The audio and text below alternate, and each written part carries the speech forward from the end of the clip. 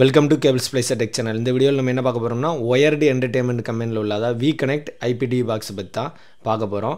இதில் வந்து புதுசாக என்னெல்லாம் இம்ப்ளிமெண்ட் பண்ணியிருக்காங்க, என்னென்ன ஆப்ஷன்லாம் மாற்றிருக்காங்க, இப்போ உள்ள கரண்ட் பிளான் என்னென்ன பிளான்லாம் இருக்குது அப்படிங்கிறத நம்ம லைவாகவே பார்ப்போம். இது வந்து ஒரு வி கனெக்ட் வந்து டிஸ்ட்ரிபியூட்டர் எடுத்திருக்க டிஸ்ட்ரிபியூட்டர் ரூமில் போட்டிருக்க ஐபிடிவி பாக்ஸ் தான்.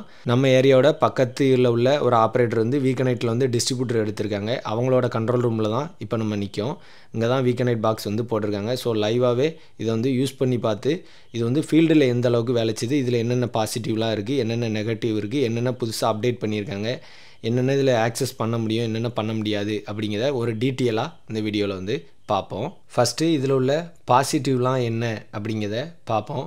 இது வந்து மற்ற ஐபிடிவி பாக்ஸ் மாதிரி டைரெக்டாக த்ரூ இன்டர்நெட்டில் வந்து ஒர்க் ஆகலை. அதனால் இதில் வந்து இந்த பஃபரிங் டைம் டேட்டா வந்து இன்டர்நெட்டோட டேட்டா வந்து இதில் வந்து கன்சியூம் பண்ணாது. இது வந்து நார்மலாக நம்ம கேபிள் டிவி ரன் ஆகுத சேம் கான்செப்டில் தான் ரன் ஆகுது. அதனால் உங்களுக்கு இன்டர்நெட் கட் ஆகிருந்தால் கூட கேபிள் டிவி வந்து ரன் ஆகிட்டே தான் இருக்கும். அதனால் கேபிள் டிவி சேனல்ஸ் பார்க்கறதா இருந்தால் இதில் வந்து டேட்டா வந்து கட்டாயம் எடுக்காது. அது இதில் ஒரு பெரிய பாசிட்டிவ் தான். வி கனெக்டில் வந்து நமக்கு எல்சிஓக்குனே மொபைல் ஆப் வந்து கொடுத்துருந்தாங்க. இதில் வந்து கஸ்டமருக்கு போகிற ஆப்டிக்கல் பவரில் ஏதாவது ஒரு பிரச்சனை இருந்தது அப்படின்னா அதை வந்து நமக்கு நோட்டிஃபிகேஷன்லேயே நமக்கு வந்து அலர்ட் வந்து வந்துடும். ஸோ வந்து நம்ம ரெகுலராக மானிட்டரிங் பண்ண வேண்டிய அவசியம் இல்லை. ஏதாவது பிரச்சனை இருந்தாலும் நமக்கு மொபைல் ஆப்பில் நோட்டிஃபிகேஷன் வந்து வந்துடும். இது ஒரு பாசிட்டிவ் தான். அதுக்கடுத்து இந்த டிவைஸை கான்ஃபிகரேஷன் பண்ணுறது வந்து ரொம்ப சிம்பிள் செட்டப்பில் தான் கொடுத்துருக்காங்க. அதுக்கடுத்து இதோட ஆப்டிக்கல் பவர் வந்து -7லேருந்து -20 வரை வேலை செய்யும். 20க்கு மேலேயும் ஒரு +or-3 வந்து வேரியேஷன் ஆனாலும் ஓடிடும். ஆனால் ஸ்டேபிளாக இருக்கிறதுக்கு ஒரு -20 வந்து இவங்க வந்து ரெக்கமெண்ட் பண்ணுதாங்க. அதுக்கடுத்து இவங்க கொடுக்க வேல்யூ ஆடட் சர்வீசஸ், அதாவது இதில் 499 ரூபா ப்ளஸ் ஜிஎஸ்டிக்கு ஒரு பிளான் வச்சுருக்காங்க. பிளானில் வந்து என்னெல்லாம் கொடுக்காங்கன்னா 20 Mbps இன்டர்நெட் வந்து கொடுக்காங்க, ப்ளஸ்ஸு டிவி சேனல்ஸ் வந்து கொடுக்காங்க. அதுக்கடுத்து வாய்ஸ் கால் வந்து கொடுக்காங்க. இன்கமிங் வந்து அன்லிமிட்டடு, அவுட் கோயிங் வந்து 60 மினிட்ஸ் அவுட் கோயிங் கால்ஸ் வந்து கொடுக்காங்க. இது எல்லாம் சேர்த்து 499 ரூபா ப்ளஸ் ஜிஎஸ்டி அப்படிங்கிற பிளானில் வந்து கொடுக்காங்க. அதுக்கடுத்து இவங்க ரேஷியோ வந்து என்ன ரேஷியோவில் கொடுக்காங்கன்னா 1:5 வந்து கொடுக்காங்க. 1 வந்து இன்டர்நெட்னா 5 ரேஷியோ வந்து பியரிங்கில் வந்து கொடுக்காங்க. அதுக்கடுத்து புதுசாக இவங்க வேறு இதில் என்னெல்லாம் சேர்த்துருக்காங்க அப்படின்னா ரேடியோ சேனல்ஸ் வந்து சேர்த்துருக்காங்க. கிட்டத்தட்ட 23 ரேடியோ சேனல்ஸ் வந்து இதில் வந்து சேர்த்துருக்காங்க. அதுக்கடுத்து ஆப்ஸில் வந்து எவ்வளோ ஆப்ஸ் கொடுத்துருக்காங்கன்னா மொத்தம் 20 ஆப்ஸும் ப்ளஸ்ஸு 6 கேம்ஸ் வந்து சின்ன பிள்ளை விளையாடுற மாதிரி கிட்ஸ் கேம்ஸ் வந்து கொடுத்துருக்காங்க. அதுக்கடுத்து விஓடி வீடியோ ஆன் டிமாண்டில் வந்து நிறைய மூவிஸ் வந்து உள்ளே கொடுத்துருக்காங்க. ஆனால் இப்போதைக்கு ரொம்ப கம்மியான அளவு மூவிஸ் தான் உள்ளே இருக்குது. ஃப்யூச்சரில் புது படம் அது இதுன்னு வீடியோ ஆன் டிமாண்டில் கொடுத்தாங்கன்னா இது இன்னும் நல்லா சக்ஸஸ்ஃபுல்லாக போகும். அதுக்கடுத்து இருக்கிறது வந்து ஸ்மார்ட் ஹோமு. ஸ்மார்ட் ஹோமில் வந்து கேமரா வந்து வீட்டில் வந்து ஒய்ஃபை கேமரா இருந்ததுன்னா அதை வந்து இதிலேயே ஆட் பண்ணி நீங்கள் டிவியிலே டைரெக்டாக லைவாக பார்த்துக்கலாம். அதுக்கடுத்து இதில் செட்டிங்ஸில் உள்ளே போனோம்னா ஃப்ரீக்வெண்ட்லி ஆஸ்க்டு கொஸ்டின், அதாவது FAQவில் போனோம்னா 3வது ஒரு ஆப்ஷன் இருக்கும். அதில் எரர் கோடு டிஸ்கிரிப்ஷன் அப்படின்னு ஒன்று இருக்கும். அதில் வந்து மொத்தம் ஒரு 5 எரர் கோடுக்கு என்னென்ன அர்த்தம் அப்படின்னு போட்டிருக்காங்க. இந்த செட்டா பாக்ஸில் ஏதாவது ஒரு பிரச்சனைனா இந்த 5 எரர் கோடில் ஏதாவது ஒரு கோடு தான் காட்டும். கஸ்டமர்கிட்ட அது என்ன எரர் கோடுன்னு கேட்டு அது என்ன பிரச்சனைங்கிறத நம்ம ஈஸியாக கண்டுபிடிச்சிக்கலாம். அந்த என்னென்ன எரர் கோடு அதுக்கு என்னென்ன பிரச்சனை அப்படிங்கிறத பார்ப்போம். எரர் கோடு 404 காட்டுச்சு அப்படின்னா அந்த அலகாட் சேனல் வந்து உள்ளே நம்ம சப்ஸ்கிரைப் பண்ணாமல் இருக்கும், இல்லைனா மொத்த பேக்கேஜே வந்து எக்ஸ்பிரி ஆகிருக்கும், அதாவது பேக்கேஜ் வந்து முடிஞ்சிருக்கும். அப்படின்னா எரர் வந்து 404, அதாவது ரீசார்ஜ் பண்ணல அப்படின்னா 404 காட்டும். அதுக்கடுத்து 503 வந்து குளோபலாக இப்போ ஸ்ட்ரீமிங் இஷ்யூ இருக்குது, இல்லைனா ஆப்டிக்கல் பவர் வந்து -25க்கு மேலே போயிட்டு அப்படின்னா நம்ம இப்போ நார்மலாக செட்டா பாக்ஸில் சேனல் ஃப்ரீஸ் ஆகிறதுக்கு பதில் இதில் வந்து 503வது எரர் கோடு வந்து டிஸ்பிளே ஆகிட்டு வந்து போவோம். அதுக்கடுத்து 602வது எரர் கோடு. 602வது எரர் கோடுனா இப்போ நம்ம OLTக்கு வரும்ல இன்புட், இவங்க வி கனெக்டோட இன்புட் வந்து OLT கொடுத்துருப்பாங்க. அந்த OLTக்கு வர இன்புட்டே கட் ஆகிருச்சு அப்படின்னா எரர் கோடு 602 காட்டும், அதாவது இன்புட் கேபிள் கனெக்டிவிட்டி இஷ்யூ. இதே இது OLTக்கு வந்து இன்புட் வருது, இந்த கஸ்டமருக்கு மட்டும் போகிற அதாவது OLTலேருந்து வர ஆப்டிக்கல் பவர் பான் பவர் வந்து கஸ்டமர் ரெண்டுக்கு போவோம். அந்த பான் பவர் கட்டாக இருந்தது அப்படின்னா எரர் கோடு வந்து 603 வந்து காட்டும், அதாவது STB இன்புட் கனெக்டிவிட்டி இஷ்யூ. இதே இது இடையில 4வது எரர் கோடு வந்து 702. இது என்னென்னா இப்போ கேபிள் டிவி வந்து வருது, இன்டர்நெட் மட்டும் வரல அப்படின்னா எரர் கோடு வந்து 702 வந்து காட்டும். அது வந்து 702 இன்டர்நெட் கனெக்டிவிட்டி இஷ்யூ. இந்த மாதிரி 5 எரர் கோடு தான். இதை வச்சு என்ன பிரச்சனை அப்படிங்கிறத நம்ம ஓரளவு கெஸ் பண்ணிக்கலாம். அதுக்கடுத்து ஒய்ஃபை செட்டிங்ஸு இதில் வந்து கஸ்டமரே அவங்க ஒய்ஃபையோட பாஸ்வேர்டை வந்து ஈஸியாக வந்து சேஞ்ச் பண்ணிக்கலாம். அதுக்கடுத்து எத்தனை டிவைஸ் வந்து இதில் கனெக்ட் ஆகிருக்கு, அதோட மேக் ஐடி என்ன, நேம் என்ன அப்படிங்கிறத வந்து இந்த இதிலே வந்து பார்த்துக்கலாம். ஓகே, இப்போ வந்து இதில் உள்ள பாசிட்டிவ் இதில் என்னென்ன ஃபியூச்சர்ஸ்லாம் இருக்குது அப்படின்னு இவ்வளோ நேரம் பார்த்தோம். இப்போது இதில் என்னென்ன ஃபியூச்சர்ஸ்லாம் இல்லை, என்னென்ன நெகட்டிவ்லாம் இருக்குது அப்படின்னு வந்து பார்ப்போம். இந்த வீக்கனெக்டில் வந்து இப்போ நம்ம எடுக்கிறதா இருந்தாலே ஈபான் ஓஎல்டியில் வந்து கட்டாயம் சப்போர்ட் பண்ணாது, ஜிபான் ஓஎல்டி தான் வேணும்.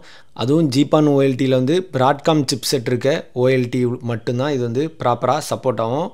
அதனால் ஜிபான் ஓஎல்டி வச்சுருந்தாலும் ப்ராட்காம் சிப்செட் இருக்கா அப்படிங்கிறத கன்ஃபார்ம் பண்ணிக்கிடுங்க. ஈபான் ஓஎல்டியில் வந்து கட்டாயம் வேலை செய்யாது, ஜிபான் ஓஎல்டி தான் வேணும். இந்த ப்ராட்காம் சிப்செட் இருக்க ஓஎல்டி எதெல்லாம் அப்படின்னா தேஜாஸில் இருக்குது, அதுக்கடுத்து நெட்லிங்க், சைரோடெக்கு எல்லாத்துலேயுமே இருக்குது. அதுக்கடுத்து இதில் வந்து ஒய்ஃபை ஆண்டனா வந்து இம்பில்ட் ஆண்டனாவாக தான் இருக்குது, எக்ஸ்டர்னல் ஆண்டனா வந்து கிடையாது. இப்போ சில டுவெல் பண்டிலெலாம் வந்து 4 ஆண்டனா இருக்கும், சிங்கிள் பண்டில் 2 ஆண்டனா இருக்கும். இதில் வந்து இம்பில்டாக தான் ஆண்டனா இருக்குது. இம்பில்டாக இருக்கிறது வந்து ஓப்பன் ரூமுக்கு வந்து ஓகே தான். இப்போ நம்ம வந்து ஒரு ஹாலில் வச்சுருக்கோம்னா அந்த ஹால் ஃபுல்லாக கவரேஜ் இருக்கும். ஆனால் க்ளோஸ்டு ரூமில் இருந்ததுன்னா க்ளோஸ்டு ரூமை விட்டு வெளியே வந்து கிடைக்காது. அதாவது வெளியே வந்தாலோ இல்லை மாடிக்கு போனாலோ வந்து ப்ராப்பராக ஒய்ஃபை சிக்னல் வந்து கிடைக்காது. அப்படி நமக்கு மாடிக்கு சிக்னல் தேவை அப்படின்னா நம்ம வந்து மறுபடியும் ஒரு ரவுட்ரு போட்டு தான் எடுத்துக்கணும். அதுக்கடுத்து இதில் வந்து ப்ளே ஸ்டோர் வந்து கிடையாது. ப்ளே ஸ்டோர் இல்லைங்கனால நம்ம வந்து எக்ஸ்டர்னலாக எந்த ஆப்புமே வந்து இதில் வந்து இன்ஸ்டால் வந்து பண்ண முடியாது. இதில் ஒரு இம்பில்டாக ஒரு 20 ஆப்பு ப்ளஸ் 6 கேம்ஸ் இருக்குது. அதை மட்டும் தான் நம்ம ஆக்சஸ் வந்து பண்ண முடியும். ஃப்யூச்சரில் அப்டேட் பண்ணாங்க இல்லை கஸ்டமர் ரிக்யூர்மெண்ட் ஏதாவது ஒரு ஆப்பை கேட்காங்க அப்படின்னு இதில் அவங்க அதில் அப்டேட் பண்ணாங்கன்னா வேணால் நம்ம வந்து யூஸ் பண்ணிக்கலாம். மற்றபடி இப்போதைக்கு அதில் வந்து ப்ளே ஸ்டோர் இல்லைங்கனால கட்டாயம் அதில் இருக்க ஆப்பை மட்டும்தான் யூஸ் பண்ண முடியும். எந்த தேர்ட் பார்ட்டி ஆப்பையும் வந்து நம்ம ஆக்சஸ் பண்ண முடியாது. நம்ம வீடியோவில் கூட கமெண்டில் ஒருத்தர் கேட்டிருந்தார் வீக்கனெட் பாக்ஸில் எப்படி ஆப்பை இன்ஸ்டால் பண்ணுதுன்னு. ஸோ ஆப் வந்து இன்ஸ்டால் பண்ண முடியாது. அதுக்கடுத்து பாக்ஸோடு வரது வந்து பெரிய ஆள்கள் வயசான ஆட்கள்லாம் யூஸ் பண்ணுற மாதிரி நார்மல் ரிமோட் தான் வருது. அதாவது இப்போ நம்ம டிசிசிஎல், விகே டிஜிட்டல் செட்டா பாக்ஸ் எல்லாம் என்ன ரிமோட் இருக்குமோ அதே சேம் ரிமோட் தான் யூஸ் பண்ணலாம். ரொம்ப சிம்பிளாகவே நல்லாவே இருக்குது. அதுக்கடுத்து நம்ம யூஸ் பண்ணும்போது ஒரு விஷயம் என்ன பார்த்தோம்னா, ஆன் பண்ணும்போது கிட்டத்தட்ட பூட்டிங் டைம் வந்து ஒரு 1.5 நிமிஷம் வந்து பூட் ஆகுது. ஆனால் பூட் ஆனவுடனே நேராக பக்தி டிவிக்கு வந்து வந்துடுது. அதுக்கடுத்து சேனல் வந்து நம்ம அடுத்து எந்த சேனல்னாலும் மாற்ற முடியுது. டேரெக்டாக சேனலுக்கே வந்துடுது. அதாவது ஹோம் பேஜில் வந்து நின்றுதுன்னா பெரிய ஆளுகளுக்கு வந்து வைக்க கஷ்டமாக இருக்கும். ஆனால் ஆஃப் பண்ணிட்டு ஆன் பண்ணால் டேரெக்டாக சேனல்ஸ்க்கு, அதாவது டிவி சேனல்ஸ்க்கே வந்துடுது. அந்த ஒன்று வந்து நம்ம யூஸ் பண்ணும்போது பார்த்ததில் அது ஒன்று ஓகே தான். ஏன்னா பெரிய ஆட்கள் யூஸ் பண்ணதுக்கு போட்டோடனே டிவி வந்துடும், மறுபடியும் அவங்க தேவையான சேனல்ஸ் வந்து மாற்றிக்கலாம். ஆனால் ரிமோட் வந்து நார்மல் ரிமோட் தான் வருது. ஆனால் ஸ்மார்ட் ரிமோட்டுக்கும் வந்து சப்போர்ட் வந்து கட்டாயம் பண்ணோம். இது வந்து நம்ம அமேசான்லேயே ப்ளூடூத் பேரிங் உள்ள ரிமோட்டு எதனாலும் வாங்கி யூஸ் பண்ணிக்கலாம். அதுமாதிரி கிட்ஸ் கேம் உள்ளே இருக்குதுன்னு சொல்லியிருந்தோம். அதுக்கும் ஜாய்ஸ்டிக் வந்து இதில் பேர் பண்ணுறதுக்கு ஆப்ஷன் இருக்குது. அதை நம்ம டெமோவில் கூட அவங்க பேர் பண்ணி ஒர்க் பண்ணி காட்டியிருந்தாங்க. ஜாய்ஸ்டிக்கும் இதில் வந்து வேலை செய்யும். அதுக்கடுத்து ஸ்மார்ட் ஹோம் கேமரா அப்படின்னு உள்ள ஒன்று வச்சுருந்தாங்க. அதுக்கு வந்து IMOU அப்படிங்க கேமரா மட்டும்தான் இப்போதைக்கு இதில் வந்து சப்போர்ட் பண்ணோம். ஃப்யூச்சரில் வந்து வேணால் மற்ற கம்பெனி கேமராவையும் இவங்க வந்து அப்டேட் பண்ணலாம். ஆனால் இப்போதைக்கு வீக்கனெட் எடுத்திங்கன்னா உங்கள்கிட்ட IMOU அந்த கம்பெனி பிராண்டோட கேமரா இருந்துன்னா மட்டும்தான் நீங்கள் அதை இதோட பேர் பண்ணி டிவியில் வந்து லைவாக பார்க்க முடியும். அது இப்போதைக்கு என்னை பொறுத்தவரை ஒரு மைனஸ் தான். ஏன்னா நிறைய கம்பெனியோட கேமரா ஆட் பண்ணியிருந்தால் நல்லா இருந்திருக்கும். ஃப்யூச்சரில் அப்டேட் பண்ணாலும் ஓகே தான். அடுத்து என்ன மைனஸ் அப்படின்னா, வாய்ஸ் கால் வந்து இன்கமிங் வந்து அன்லிமிட்டட் தான். ஆனால் அவுட் கோயிங் வந்து 60 மினிட்ஸ் தான் அவுட் கோயிங் வந்து உண்டு. அதுக்கடுத்து என்னென்னா, நம்பர் வந்து கஸ்டமைஸ் பண்ணி நம்பர் வந்து வாங்க முடியாது. இப்போ வந்து நீங்கள் பிஎஸ்என்எல்லில் இருக்க ஒரு கஸ்டமரை வந்து நம்ம வீக்கனெட் பாக்ஸ் போட சொல்லி கேட்கிங்க அப்படின்னா, அவர் அந்த பிஎஸ்என்எல் உள்ள லேண்ட்லைன் நம்பர் இங்கே எனக்கு அதே நம்பர் கிடைக்குமான்னு கேட்டார்னா கட்டாயம் கொடுக்க முடியாது. அதுக்கடுத்து நீங்கள் ஃபேன்சி நம்பரும் இதில் வந்து வாங்க முடியாது. சிஸ்டம் ஜென்ரேட் பண்ணுற நம்பர் தான் இதில் வந்து எடுக்க முடியும். இன்கமிங் யாருமே அதிகபட்ச பேர் கேட்கலனாலும் இதுவும் இதில் ஒரு மைனஸ் தான். இப்போ நம்ம வீக்கனெட் எடுத்து பண்ணதாக இருந்தால் ரயில்டெல் இருக்க இடத்துலலாம் உங்களுக்கு வேலை வந்து கட்டாயம் ஈஸியாக நடக்கும். இது ரயில்டெல் இல்லாத இடத்துல அப்படின்னா உங்களுக்கு அந்த இடத்துல 10 ஜிக் சப்போர்ட் இல்லை, இருந்தது அப்படின்னா ஓகே, இல்லை அப்படின்னா கட்டாயம் இதில் வாய்ப்பு வந்து கம்மி தான். உங்களுக்கு சிக்னல் வர வாய்ப்பு வந்து கம்மி தான். மற்றபடி ரயில்டெல் இருக்க இடத்துல எந்த இடத்துலனாலும் பாயிண்ட் வந்து எடுத்து கொடுக்காங்க. அதுக்கடுத்து இன்டர்நெட் மட்டும் கேட்கவங்களுக்குமே இன்டர்நெட் வந்து கொடுக்காங்க. அதாவது நம்ம ஸ்டார்டிங்கில் சொல்லியிருந்தோம் 20 Mbps internet plus IPTV channels, அதுக்கடுத்து வேல்யூ ஆடட் சர்வீசஸ்ஸு, அதுக்கடுத்து டெலிஃபோனு, வாய்ஸ் கால் இதெல்லாம் வந்து கொடுக்காங்க. இது இல்லாமல் இன்டர்நெட் மட்டும் இவங்ககிட்ட எடுத்து பண்ணதாக இருந்தால் கூட அதுக்கும் பண்ணக்கு வந்து ஆப்ஷன் வந்து இவங்ககிட்ட இருக்குது. அதுக்கடுத்து இந்த வீடியோவில் வந்து சில விஷயத்த மட்டும் சொல்லலை. என்னென்னா டிஸ்ட்ரிபியூட்டர் எடுக்கிறதா இருந்தால் எவ்வளோ பேமெண்ட் கட்டணும், அவங்களுக்கு எவ்வளோ கமிஷனு, அதுக்கடுத்து எல்சிஓ அதாவது நம்மளையுமே லோக்கலிட்டி ஆப்ரேட்டராக இருந்தால் அதுக்கு வந்து எவ்வளோ வந்து கமிஷனு, அதுக்கடுத்து அந்த 499 ரூபா பிளானில் நமக்குள்ள ஷேர் எவ்வளோன்னு சொல்லலை. ஏன்னா வீடியோ வந்து பப்ளிக்காக நிறைய பேர் பார்க்கறதுனால அதை வந்து நம்ம இந்த இடத்துல ஷேர் பண்ணலை. அப்படி யாருக்காவது தகவல் தேவைப்பட்டாலும் நம்ம யூடியூப் சேனலோட இன்ஸ்டாகிராம் ஐடி வந்து லிங்க்கில் இருக்கும். அப்படி அஃபிஷியல் தகவல் தேவைப்பட்டாலும் அதில் கேளுங்க. உங்களுக்கு வந்து இதுக்குள்ளே பிளான் டீட்டெயில்ஸ் எல்லாமே நம்ம அனுப்பிடுவோம். என்னை பொறுத்தளவில் இதில் சின்ன சின்ன மைனஸ் வந்து நிறைய இருந்தாலுமே இன்டர்நெட் மட்டும் கஸ்டமர் குறுக்க இடத்துல வேல்யூ ஆடட் சர்வீசஸாக இந்த வாய்ஸ் காலு ப்ளஸ்ஸு டிவி சேனல்ஸு, அதுக்கடுத்து கேமரா உள்ளே ஆட் பண்ணுறது, அதுக்கடுத்து ஒரே இதில் கிட்ஸ் கேமிங் கொடுக்குறது, இதெல்லாம் வந்து சின்ன சின்ன சர்வீசஸாக இருந்தாலும் ஒரு வேல்யூ ஆடட் சர்வீஸுங்கும்போது கஸ்டமருக்கு வந்து நம்ம ஒரு நல்ல குவாலிட்டி ஆஃப் சர்வீசஸ் வந்து கட்டாயம் கொடுக்கலாம். அதனால் மைனஸ் இருந்தாலும் ஃப்யூச்சரில் இவங்க அப்டேட் பண்ணாங்கன்னா இன்னும் நல்லாயிருக்கும். என்னோடய கருத்து அதுதான். ஃப்யூச்சரில் இந்தமாதிரி சின்ன சின்ன மைனஸெல்லாம் அப்டேட் பண்ணி கொடுத்துட்டாங்க அப்படின்னா ஒரு நல்ல விஷயந்தான். ஸோ ஓவரால் ரிவ்யூ வந்து இதுதான்.